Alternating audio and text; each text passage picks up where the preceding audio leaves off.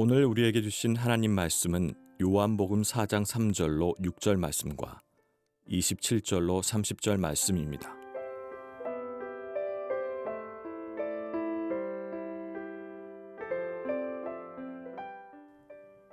유대를 떠나사 다시 갈릴리로 가시세 사마리아를 통과하여야 하겠는지라.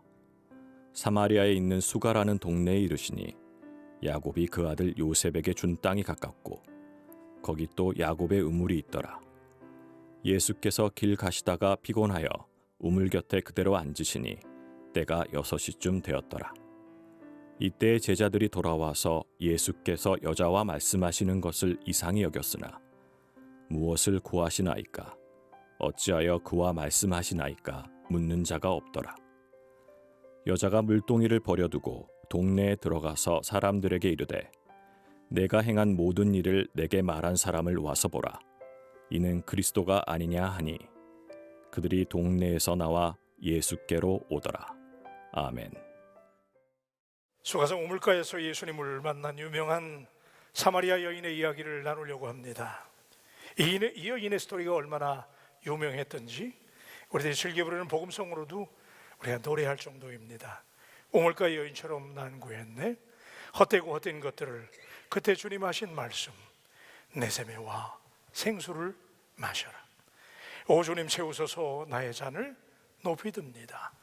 하늘 양식 내게 채워주소서 넘치도록 채워주소서. 이 복음송에서 이 여인은 헛되고 헛된 것들을 구하는 채워지지 않는 욕망의 잔을 들고 있는 여인으로 그려지고 있습니다. 사람들은 이렇듯 이 여인을 남성 평력이 극심한 욕망 가득한 탐욕의 여인으로 오해해 왔습니다. 그런데 설교자는 이 소리를 좀 다르게 관찰하려고 합니다. 이 여인의 이야기가 성경에 대표적으로 잘못 오독된 부분입니다. 왜냐하면 놀랍게도 이 여인은 사마리아 땅에서 최초로 영이신 하나님을 경험하고 어느 곳에서나 임재하시는 푸니마의 성령을 경험하고 사마리아 땅에 복음을 증거했던 최초의 선교사였기 때문입니다.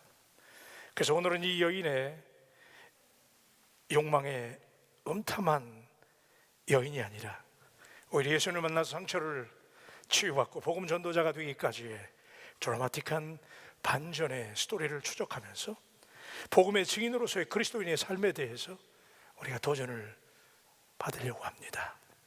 저는 사마리아 여인에 대한 잘못된 편견을 좀 생각을 해봐야 됩니다. 사마리아 여인과 예수님과의 드라마틱한 만남은 이렇게 시작이 됩니다. 3절과 5절이죠. 유대를 떠나서 다시 갈릴리로 가실새 사마리아를 통과하여야 하겠는지라. 사마리아에 있는 수가라 하는 동네에 이르시니.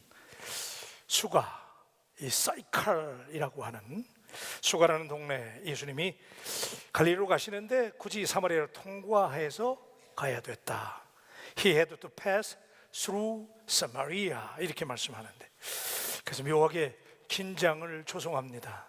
왜냐하면 독자들은 사마리아인들과 유대인들의 관계가 거의 원수지간임을 이미 우리는 잘 알고 있기 때문에 왜 하필 예수님은 남들이 다 피해 다니는 사마리아를 굳이 지나가실까를 생각하게 됩니다.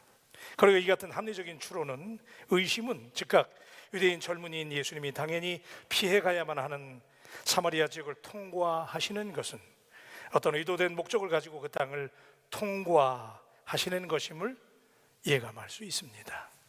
그리고 드디어 우리들의 이런 짐작대로 그곳에서 아주 특별한 해프닝이 벌어집니다. 삭막한 사마리아의 수가, 이 사이카라고 하는 동네에 사람들이 공동으로 이용하는 우물이 있었는데 그 우물에서 물을 길러 나온 사마리아 여인을 만난다는 설정이지요. 사마리아 사람들을 절대로 상종하지 않는 이제 막 30대에 접어든 낯선 유대인의 젊은이 예수, 그리고 우리가 오해하고 있는 대목이지만 본문의 문자적인 표현대로라면 남편이 여럿이 있었던 부정한 사마리아의 한 유부녀와의 만남, 얘기가 될 것 같지 않아요? 아마 우리식으로 말하면 방앗간에서 만난 정도. 예? 우리 그런 얘기 많잖아요. 유부녀를 방앗간에서 만났다. 근데 여기 유대인식으로는 아무도 없는 우물가에서 유부녀를 만나다니요. 한눈에 봐도 아주 어색한 만남. 그런데 뭔가 반전의 실마리가 있지 않을까를 기대하게 하는 설정이지요. 예상 밖의 어떤 사건이 드디어 발생합니다. 그렇습니다. 예수님의 사마리아 땅 방문의 목적은 바로 이 여인을 만나서 이 여인과 사마리아 사람들에게 구원의 기회를 주시려는 아주 특별한 계획을 가지셨지요. 따라서 모든 것을 다 아시는 주님이시기에 이 어색한 만남은 충분히 의도된 연출이라고 믿어야 한다면, 그래서 그런가요? 이 여인과의 대화가 드디어 시작이 되지요. 처음 만났다는 걸 여러분 기억하셔야 돼요. 처음 만난 혈기왕성한 유대인 남자와 유부녀의 만남, 말을 계속 섞는 거예요. 예수님이 그 여자에게 물을 달라고 그러자 그 여인이 지극히 상식적이지만은 유대인 남자가 왜 사마리아 여자인 내게, 그것도 유부녀인 내게 물을 달라냐고 냉소적으로 반응합니다. 유대인들이 사마리아 사람들을 발등에 때만큼도 인정하지 않고 경멸하는 당시의 시대상을 그대로 반영한 다분히 공격적인 반응이지요. 그런데 예수님은 아랑곳하지 않고 이 여인에게 더 이상한 얘기를 해요. 내가 너에게 영원히 목마르지 않는 생수를 줄 수 있다. 희한하지 않아요? 묘한 여운이 묻어나는 말씀을 던지시는 거예요. 그리고는 마치 기다렸다는 듯이 상황을 반전시키는 결정적인 질문을 여인에게 토하시는데, 아마도 이 질문은 이 여인을 어렵게 만드는, 온몸을 떨리고 진동하게 만드는 결정타였을 것이지요.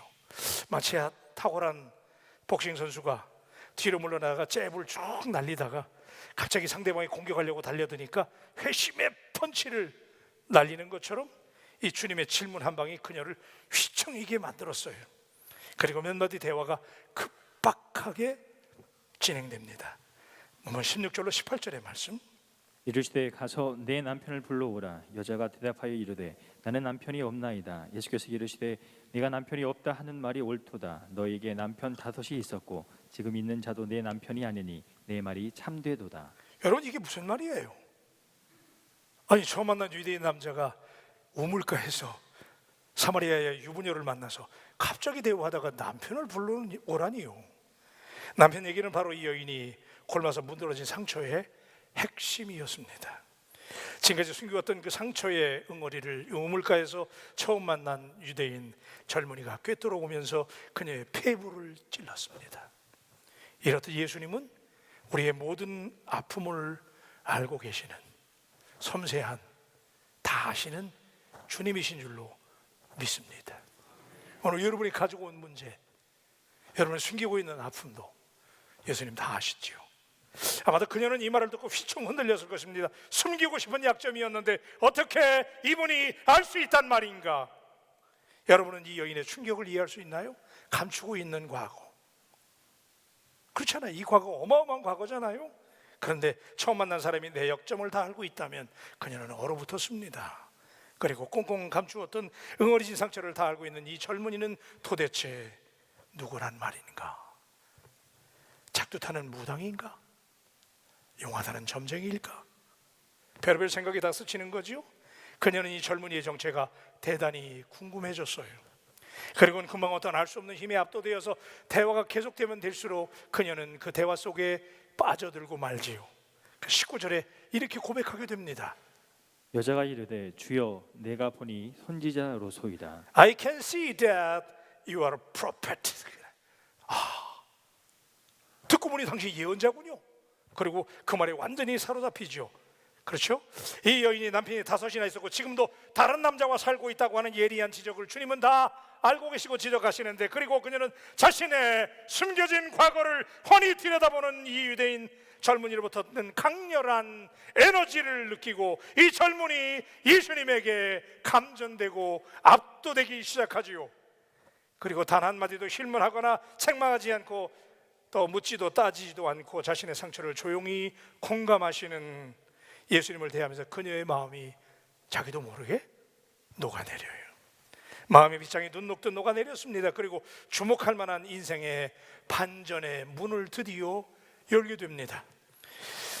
여러분, 그런데 이 대목에서 우리가 남편이 결국 6이나 있었다, 그리고 이렇게 부정한 스캔들에 묶인 여자이기 때문에 아무도 물길로 나오지 않는 이 땡볕이 내려지는 정오 12시에 우물가에서 사람을 피해서 나왔던 부정한 여인이다 라고 단정을 하고, 지금까지 가부장제 문화의 틀 안에서 사마리아 우물가의 이 여인을 아주 방탕한 여인으로 그렇게 정죄해 왔습니다. 그 말이 맞는 것 같잖아요, 그죠? 음탕한 여인. 그래서 우리는 그녀를 타락한 여인, 욕망의 화신. 그런데 예수님을 만나서 그 정욕의 문제가 해결되고 개과천선한 드라마의 주인공. 우리도 채울 수 없는 욕망이 다 있으니까 우리도 예수님 만나면 정욕이 제어될 수 있다, 욕망이 해결된다, 그래서 예수님 만나자, 뭐 이런 식으로 지금까지 무수히 많은 설교를 들어왔지만, 그렇게 우리는 이 여인을 우리들의 편견의 감옥에 가두어 왔습니다. 그래서 저는 바로 우리들의 이런 편견에 오늘 시비를 걸려고 합니다. 만약 우리가 생각해 왔듯이 이 여인이 육적인 욕망에 매인 방종한 여자였다면 예수님이 그 여자를 만났을 때 말 섞어야 될 필요가 있을까요? 처음 만난 사마리아의 부정한 여인을, 남편을 갈아치우는 여자를 만났을 때 정결하신 예수님이라면 인생 그따위로 살지 마, 너 인생 똑바로 살아야 영생 얻는 거요, 예수님이 아마도 그렇게 책망해야 맞지 않을까요?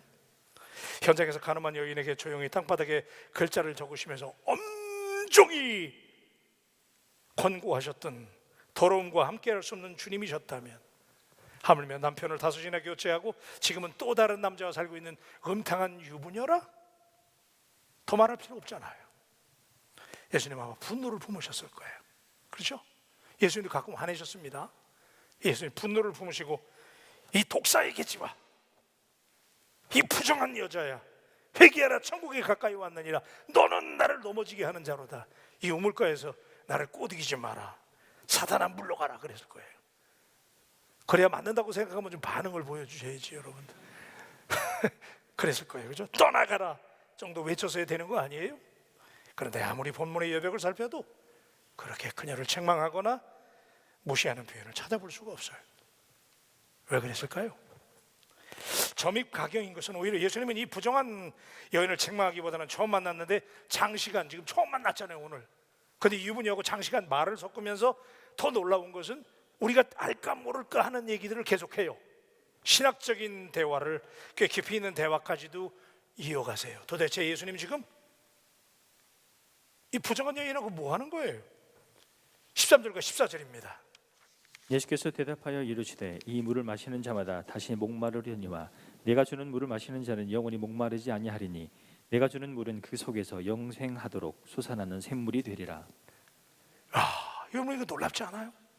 이 부정한 여자에게 예수님이 하시는 말씀이 생명의 물을 내가 줄 수 있다고 말씀하시지요. 만약 이 여인이 그렇고 그런 부정한 여인이라면 이런 듣기에 따라서는 오해할 수 있는 말이잖아요. 이거 생명의 물을 준다? 이거 묘한 얘기예요.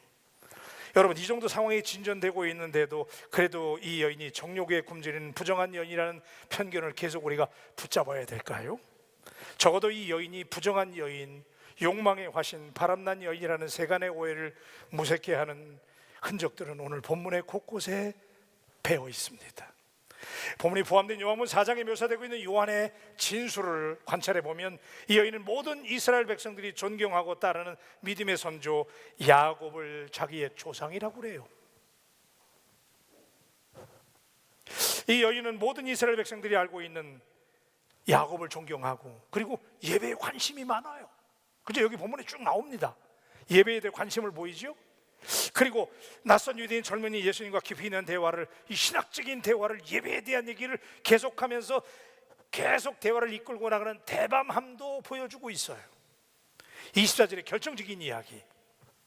하나님은 영이시니 예배하는 자가 영과 진리로 예배할지니라. 놀라운 일이잖아요. 유대인들이 상종하지도 않고 피하고 경멸하는 사마리아 사람들, 그 중에서도 당시에 숫자로 치지도 않는 사마리아의 부정한 여인네가, 그것도 찝찝한 그 여자가, 우물가의 여인인 이런 여자가 이런 대화를 이어갈 수 있을까요? 점점 더 이 여인의 정체가 궁금해지지요. 그렇죠? 안 궁금하세요? 자, 25절입니다. 여자가 이르되 메시아 곧 그리스도라 하는 이가 오실 줄을 내가 아노니 그가 오시면 모든 것을 우리에게 알려주시리이다. 놀라운 일이에요. 메시아를 알고 있네요. 대단히 흥미롭습니다. 여러분, 요한의 진술을 읽어 내려가면 갈수록 도대체 이 여인의 정체가 대단히 궁금해집니다. 과연 그녀는 우리가 고정관념 속에 가두어둔 음탕하고 바람난 추잡한 여인이었을까요? 이제는 과감하게 올린 이 대목에서 이 여인을 우리가 오해하는 남성 편릭이 심한 우물가의 그렇고 그런 여인으로 바라볼 수는 없어집니다. 아직 이 여인의 정체가 누구인지 무엇인지 좀 더 정밀하게 충분히 알 수는 없지만 분명한 것은 이 여인은 결코 우리가 생각하는 식의 부정한 여자는 아니었을 것이다 라고 하는 확신을 갖게 되지요. 그렇다면 그러면 남편이 5이 있다는 건 어떻게 해석을 해야 될까? 바로 이 대목에 이 여인을 이해할 수 있는 결정적인 단서가 있습니다. 두 번째는 이 여인의 과거를 다 아시고 치유하시는 예수님을 그래서 우리가 만나려고 그래요. 여러분, 성경을 해석을 주업을 하는 적지 않은 주경가들은 첫째로 이 여인의 과거에 남편을 5이나 두어했던 이유를 이렇게 설명합니다. 우리는 이 여자가 남자를 다 갈아치웠다 이렇게 얘기하는데 그게 아니고 그 당시에 팔레스타인에서는 여자가 남자에게 이혼을 요구할 수는 없습니다. 여러분, 구약 성경을 유심히 보면 여자가 그 당시에 인격체로 존중을 받지 못했어요. 숫자로 쉬지도 않았으니까. 근데 그런 여자가 남편을 버린다? No. 있을 수 없는 일이죠. 오히려 이 여자는 일방적으로 이혼을 통보받았거나 또 버림받은 여인이라는 거죠.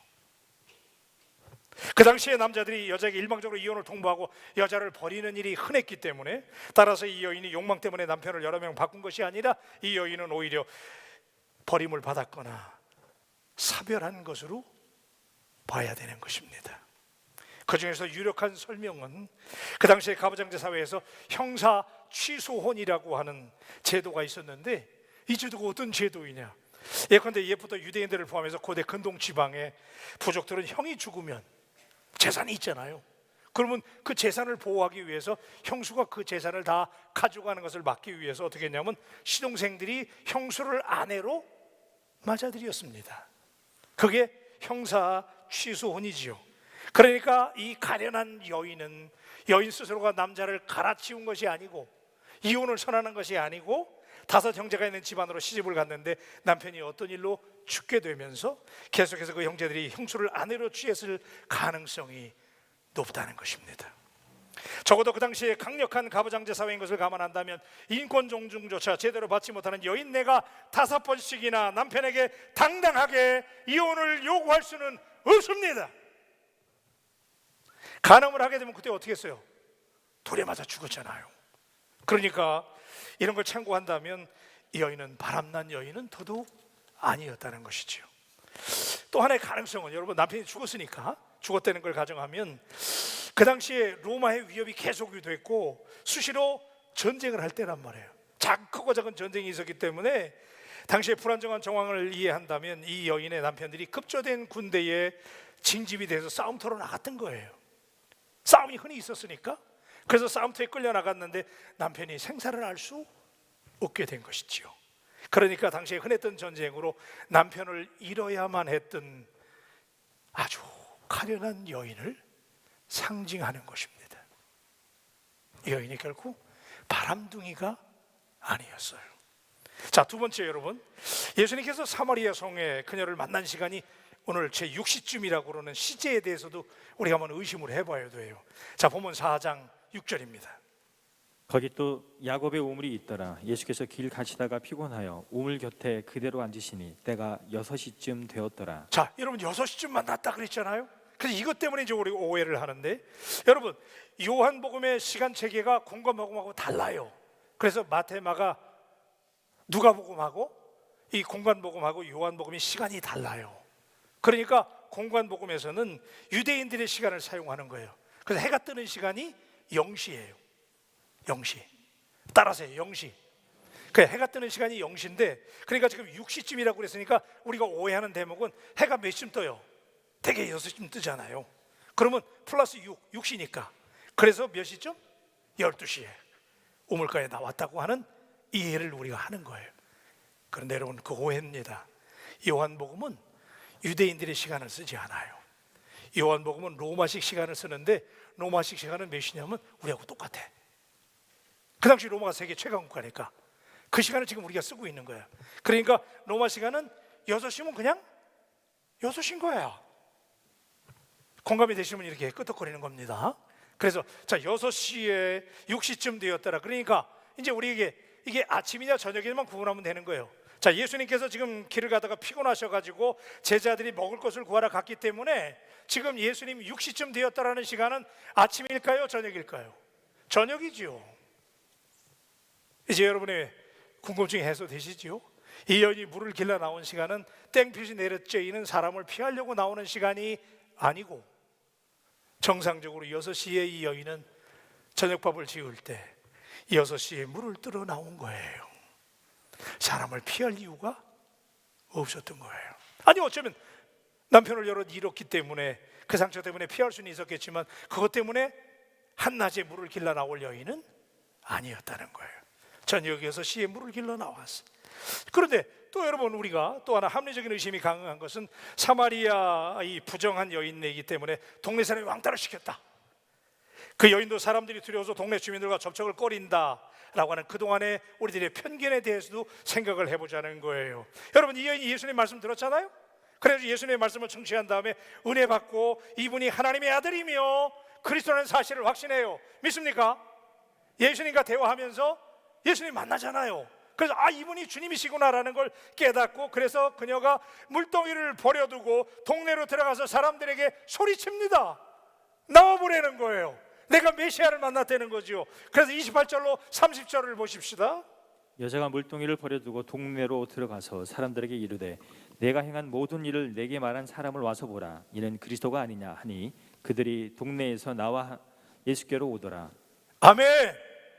자 여러분 이 여자가 음탕한 여인이고 부정한 여인이고 막 소문난 바람둥이고 여러분이 아시는 이 전까지 우리가 오해했던 그런 여인이라면 이 여자 가서 메시아 만났다고 소리치면 사람들이 나와요 안 나와요?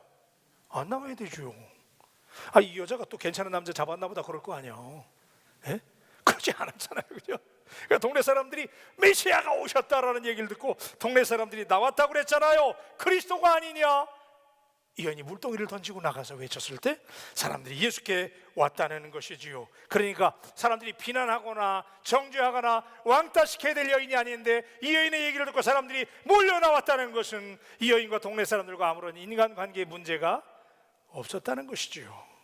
그렇다면 이제 여러분 본론으로 들어가십시다. 이 여인은 누구보다 사별의 깊은 상처를 가지고 살아가는 찢어지는 가슴을 가진 여인이었습니다. 그런데 우물가에서 만난 한 유대인 젊은이를 통해서 가서 내 남편을 불러오라는 요청을 접하고 자신의 과거를 이미 다 알고 있는 그분이 자신이 기다리던 메시아임을 알게 됩니다. 오늘 사랑하는 여러분, 오늘 이 말씀을 들으면서 여러분들이 이 우물가에 있다고 생각하신다면 여러분의 과거를, 여러분의 상처를 들여다보시는 예수 그리스도, 그분을 이 말씀 가운데 만날 수 있게 되기를 주의 이름으로 축원합니다. 숨길 필요 없어요. 우리 주님은 다 들여다보시는 거예요.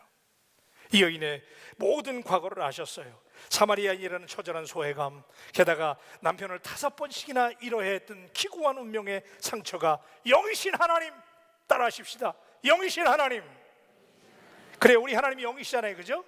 영이신 하나님, 차별이 없으신 하나님을 예배하는 것만이 유일한 치유의 방법인 것을 그녀가 주님과의 대화 속에서 깨닫게 되면서 이 여인은 변하기 시작합니다. 그래서 복음이 사람을 바꾸는 거예요. 사랑하는 바울 가족 여러분, 오늘 여러분들이 예배하러 오셨어요. 예배를 통해서 복음을 만날 수 있게 되기를 축복합니다. 우리의 과거를 아시고 우리의 상처를 아시고 당신이 지금 숨기고 있는 아픔까지도 아시는 하나님. 사람은 몰라주지만, 사람은 나하고 상대 안 하려고 그러지 모르지만, 그래서 내가 왕따가 되어 있는지 모르지만, 영이신 하나님은 차별이 없으신 하나님. 오늘 그 하나님이 이 주일 예배에 당신의 마음을 만질 수 있게 되기를 축복합니다. 여러분 놀랍지 않아요? 그래서 이 대목에서 우리는 절대로 가볍게 지나칠 수 없는 예수님의 이 여인네를 향한 접근 방법을 우리가 한번 생각해 보려고 그래요. 여러분, 우리가 보편적으로 사람들이 누군가의 과거를 알면 지난날의 행적이나 지난날 그 사람의 어떤 그 이야기들을 알잖아요. 그럼 우리는 어떻게 해요? 그 사람의 치명적인 약점을 자꾸 얘기하고 싶어 해. 그렇죠? 그래서 관계가 조금 삐뚤어지면 꼭 에휴, 그 사람이 옛날에 이랬어요. 우리 그러지 않아요? 예? 지난날의 과거를 가지고 어떻게 심한 사람들은 그 과거를 약점 삼아가지고 그 사람을 자기에게 종속시키려고 그러잖아요. 약점을 알고 있으니까. 그렇잖아요. 그렇죠? 그런데 여러분, 예수님 어떠세요? 이 치명적인 그녀의 숙명, 남편이 5명이나 죽어야 했던 아픔, 그 찢어진 상처를, 그녀의 과거사를 다 알고 있는데도 한마디도 예수님이 거기에 대해서 그걸 건드리거나 드러내거나 예수님이 폭로하려고 그러지 않아요. 그죠? 예수님 오히려 그녀를 따뜻하게 붙잡아 주시고 그녀와 대화하면서 그런 사이에 그녀의 마음의 문이 열립니다. 그리고 예수님을 자신이 기다려왔던 메시아로 고백하게 만드는 이 놀라운 기술. 여러분, 그래서 저는 이 대목에서 예수님의 치유는 여인의 깊은 상처를 진심으로 공감하는 공감 능력이라고 생각해요. 여러분 한번 따라 하십시다. 공감 능력. 요즘 각박한 세상에서 우리에게 더 필요한 게 뭐냐면요, 공감 능력이야. 아무리 우리가 그냥 급해가지고 하나님의 말씀만 가지고 당신 이렇게 믿어야 돼, 성경 이렇게 얘기해, 그렇게 하는 것도 좋지만은 우리 예수님 보니까 가만히 인간적으로 접촉하면서 그녀의 마음을 만져주는 거예요. 그래서 한번 더 따라하세요. 마음을 만지자.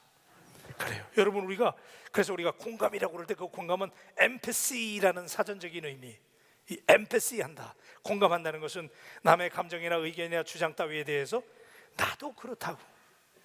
그래서 우리가 어떤 분들하고 얘기할 때, 상처받은 얘기할 때 그때 그냥 뭘 가르치려고 그러고 막 그러지 말고, 그때 우리가 어떻게 되냐면, 아유 집사님 나도 그랬어. 여러분 안 그랬나 봐 지금. 예. 나도 그랬어. 우리 옆 사람들 한번 해보십시다. 나도 그랬어요. 나도 그랬어요. 나도. 예. 여러분, 저한테 많은 분들이 상담하러 와요. 그러면 제가 뭐 다 아는 게 없잖아요. 근데 저도 그래. 아유 집사님 나도 옛날에 미국에서 일했어요. 그러면요 이게 공감이 되는 거야. 그래서 마음이 열린다고요. 그때 그렇게 마음이 열리면서 우리가 그걸 뭐라고 그래요? confession이라고 그러잖아요. 그때 그 come이라고 하는 말은 함께라는 말이거든요. 함께, confession, 마음을 나누는 거죠. 그래서 예수님이 지금 마음을 만져주는 거예요. 이 여인의 마음을.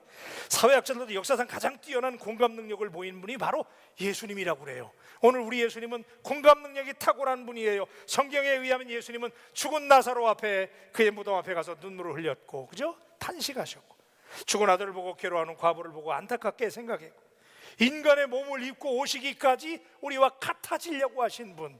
오늘 사랑하는 여러분, 우리 바울 가족 여러분들이 우리 주 안에서 예수 그리스도의 사랑으로 공감 능력을 갖게 되기를 주님의 이름으로 축복합니다. 나도 그렇게 아파봤어요. 너무 아프실 텐데, 그죠? 여러분 지금 힘드시죠? 이렇게 맞장구만 쳐줘도 고통이 반감된다는 것이지요. 자, 그렇게 해서 공감하게 한 다음에, 이 상처를 받은 여인이니까 바람난 여자가 아니고, 그죠? 이 상처로 얼룩진 여인을 예수님이 그 마음을 만져주는 거예요. 우리 바울 가족 여러분들은 이제부터 우리 마음들을 잘 만져줄 수 있는 예수님의 인격을 닮을 수 있게 되기를 축복합니다. 그래, 아무리 귀한 것도 마음이 안 열리면 안 되는 거예요. 그래서 예수님이 그렇게 마음의 빗장을 열게 하신 다음에 드디어 예수님께서 그렇게 공감만 하면 끝나면 안 되는 거예요. 예수님이 하나님 말씀을 전하는데 23절과 24절의 말씀이죠. 아버지께서 참되게 예배하는 자들은 영과 진리로 예배할 때가 오나니 곧 이때라. 아버지께서는 자기에게 이렇게 예배하는 자들을 찾으시느니라. 하나님은 영이시니 예배하는 자가 영과 진리로 예배할지니라. 믿으시면 아멘. 이 여인에게 여러분, 이 상처받고, 여러분 말이 그렇지, 남편이 결혼하는 대로 그냥 다 죽어봐요. 이 여인이 얼마나 마음 아팠겠어요. 나는 인생 끝난 여자구나. 그리고 스스로 막 상처받고 지금 인생을 비관하는 여자인데, 이 여자에게 지금 하나님께서 예수님을 통해서 하시는 말씀이 이거예요. 성경은 하나님이 영이시라는 거죠. 영이신 하나님. 따라하십시다. 영이신 하나님. 여러분, 영이신 하나님을 믿습니까? 영이신 하나님. 여러분, 여기 영이라고 그럴 때 이게 푸니우마라는 말이잖아요. 푸니마라는 건 뭐예요? 여러분 들으셨잖아요. 푸니마는 바람이고 호흡이고 생명이고 영이고 성령이잖아요. 그러니까 하나님은 바람과 같다는 거지요. 어느 곳이나 하나님을 찾는 사람과 함께 하시는 차별하지 않는 영이신 하나님이신 줄로 믿습니다. 여러분, 우리 하나님은 차별한 하나님이 아니에요. 사람들은 나를 외면하고 사람들은 나를 알아주지 않을지 몰라요. 내 상처를 몰라줄지 몰라. 그러나 하나님은 바람이세요. 바람이신 하나님은 여러분 방에서 혼자 고민할 때도 여러분은 어디에 있든지 바람이신 하나님, 영이신 하나님은 임의로 불기 때문에 내 마음대로 통제할 수가 없어요. 영이신 하나님께서 오늘 제가 말씀으로 여러분의 마음을 다 만지지 못하더라도 영이신 하나님께서 여러분의 마음 구석구석을 만져주셔서 하나님 앞에 예배할 때 여러분이 회복을 경험할 수 있게 되기를 주님의 이름으로 축원합니다. 이 여인이 이 말씀 때문에 거기서 막 도전이 일어난 거예요. 지금까지 인생의 숙명을 안고 비관하고 있던 이 여인이 하나님을 만난 거예요. 그 하나님은 영이신 하나님이래. 바람과 같은 하나님. 그래서 나 같은 여인도 차별하지 않는 하나님, 차별하지 않는 하나님. 그래서 하나님 앞에 영과 진리로 예배하기만 하면 하나님이 치유하신다는 거예요. 그래서 이 여인이 상실과 소외의 아픔으로 평생을 고통받아온 문제가 해결되기 시작해요. 여러분, 바울 가족 여러분, 오늘 이 예배에 하나님의 성령을 만나시기를 바랍니다. 우리 옆 사람들에게 성령을 만나십시다. 먼 인사하세요. 성령을 만나십시다. 저는 능력이 없어요. 그러나 하나님의 성령께서 오늘 역사하세요. 바람과 같은 성령, 그 하나님 앞에 여러분이 영으로 예비하면 하나님의 성령의 기운이, 바람이 그냥 여러분의 심령에 샥, 이때 아멘을 세게 해야지. 그냥 샥, 여러분에게 하나님의 성령이 임하면 여러분 구석구석에 쌓여져 있던 마음의 문제와 상처가 눈 녹듯 녹아지실 줄로 믿습니다. 그래서 이 여인이 세 번째는 물동이를 버려두고 동네 사람들에게 증언하라 달려갑니다. 그러죠? 예수님을 만나서 삶의 진정한 주인 되시는 하나님, 예배의 대상이신 하나님, 누구도 차별하지 않으시고 사모하는 자에게 언제든 어디서든 만나주시는 하나님, 용납해 주시는 하나님을 깨닫게 되면서, 그리고 이 여인의 삶은 놀랍게 변화돼서, 성경이 이 여인이 얼마나 어떻게 변화됐는지를 놀랍게 폭로하는데, 여러분 28절로 30절 보십시다. 여자가 물동이를 버려두고 동네로 들어가서 사람들에게 이르되 내가 행한 모든 일을 내게 말한 사람을 와서 보라. 이는 그리스도가 아니냐 하니 그들이 동네에서 나와 예수께로 오더라. 아멘입니까? 여러분, 지금 이 상황의 반전을 보세요. 이 가련한 여인이, 아무도 알아주지 않고 의지하지 못했던 정말 불쌍한 여인, 남편을 5씩이나 잃었으니 지금 사는 남자하고는 경제적인 이유 때문에 어쩔 수 없이 사는 거예요. 그런 여인이 예수님을 만나서 기구한 인생을 겨우 연명하며 삶을 지탱해 주던 물을 마셔야 되니까, 그래서 저녁에 먹고는 살아야 되니 그 물동이에 의지하고 물 들어왔던 여인이, 여러분 여기 물동이를 버려두고라는 말을 가볍게 넘기지 마세요. 이 여인의 삶을 겨우 지탱했던 물동이를 던져버립니다. 그죠? 그냥 두어버렸대. 그게 중요한 게 아닌 거예요. 이제 복음을 받아들이고 보니까 마음속에 견딜 수가 없는 거야. 오늘 여러분에게도 이런 견딜 수 없음이 다시 시작되기를 축복합니다. 오늘 이 말씀 듣고도 견딜 수 없는 마음이 안 생기면 내가 설교 잘못한 거예요. 오늘 지금 여러분의 마음속에 막 견딜 수 없는 충동이, 그래서 물동이를 내던지고 동네로 달려갔습니다. 여인이 애지중지하던 물동이를 던져버리고 동네로 달려갈 수 있는 삶의 모티브를 당신은 공감할 수 있나요? 오늘 저와 당신에게 애착을 갖고 움켜쥐고 있는 물동이는 도대체 무엇입니까? 당신의 삶을 지탱해주고 당신이 그렇게 의지하는 그 물동이는 무엇입니까? 예수님과 그분의 말씀이 당신에게 그 물동이를 내버려 두고 그리스도를 증거할 수 있는 마음에 충동이 일어날 수 있게 되기를 축복합니다. 여인은 복음을 접하고 치유를 경험하고 견딜 수가 없었어요. 자신처럼 소외받고 힘겹게 버티고 있는 사마리아 사람들에게 생존을 넘어서는 기쁨의 소식을 전하고 싶었지요. 그래서 이 여자가 뛰쳐나갑니다. 그죠? 그리고 뛰어나가서 예수님을 증언했대요. 그래서 요한복음 4장 39절에 보니까, 제가 할게요. 여자의 말이 내가 행한 모든 것을 그가 내게 말하였다 증언함으로 그 동네 중에 많은 사마리아인이 예수를 믿는지라. 이때 크게 아멘 해야 돼요. 그 동네 사람이 예수를 믿는지라. 여러분, 이 반전의 이야기를 이해하십니까? 겨우 물이나 길 나와서 인생을 연명했던 불쌍한 여인이에요. 남편을 5이나 잃어버리고 인생을 숙명처럼 살아야 했던 여인이에요. 이 여인이 무슨 일을 할 수 있는 거예요? 근데 이 여인이 나가서 예수님을 증거했더니 그 동네 사람들이 예수를 믿었다는 거예요. 여러분처럼 연약한 사람, 저처럼 부족한 사람이라 할지라도 하나님께서 여러분을 붙잡으시면, 여러분이 나가서 복음을 증언하면 하나님께서 놀라운 역사를 일으켜 주실 줄로 믿습니다. 여러분, 여기 증언이라는 단어를 우리가 여기에 집착하기를 원합니다. 여러분, 이 증언이라는 말은 제가 찾아보니까 테스티모니라고 되어 있더라고요. 테스티모니라는 말은 뭐냐면 간증이라는 거예요. 간증. 따라 하십시다. 간증. 오늘 간증 까먹은 지 오래된 거 아니에요? 남들은 예수 믿고 말이야 새벽 기도하고 은혜 받고 말씀 듣고 막 간증이 있다고 얘기하는데 당신은 간증이 있어요? 하나님을 만나서 반전된 이야기의 스토리가 당신에게 있습니까? 하나님은 오늘 우리에게 간증의 삶을 주심으로 말미암아 당신을 증인으로 부르셨어요. 그래서 사도행전 1장 8절은 이렇게 말합니다. 오직 성령이 너희에게 임하시면 너희가 권능을 받고 예루살렘과 온 유대와 사마리아와 땅 끝까지 이르러 내 증인이 되리라 하시니라. 할렐루야. 여러분, 우리를 증인으로 하나님이 어포인트, 임명하셨다는 거예요. 그렇죠? 그래서 요한복음 4장 40절에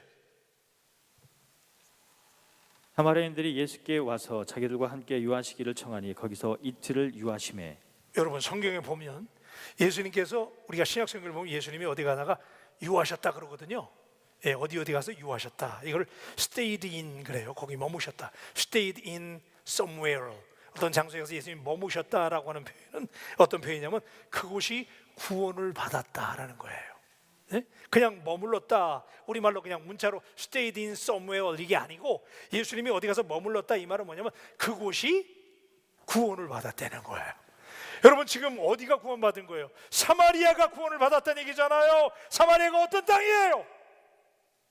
유대인들이 상정도 안 하는 복음의 불모지예요. 그런데 거기가 복음으로 뒤집혀서, 우리 교회가 위치한 지역이 옛날에 용모리 교회가 그런 데라면서요. 전쟁들도 많고. 그래 안 그래요?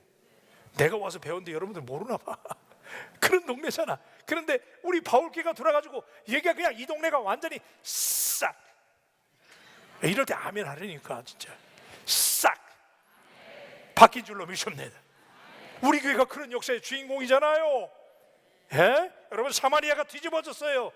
복음화됐어요. 누구 때문에? 우물가 여인 때문에. 인생을 비관하고 죽을 수밖에 없는 여자, 우리에게 오해까지 받는 여자, 음탕한 여자라고.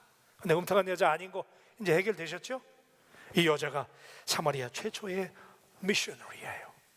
사마리아 땅을 변화시킨 선교사가 되었어요. 한 여인의 변화로 한 마을에 전도 폭발이 이어졌다면 하나님은 오늘 당신에게 무엇을 요구할까요? 오늘 우리가 사마리아 여인일 수 있어요. 하나님은 영이신 하나님, 그 하나님을 경험하고 그 하나님이 마음 만져주시고 그 하나님 앞에 신령과 진정으로 예배할 수 있는 반전의 인생이 된다면 간증이 왜 없어요? 간증의 주인공들이 되시기를 이 목사 주의 이름으로 간절히 축원합니다. 기도하십시다.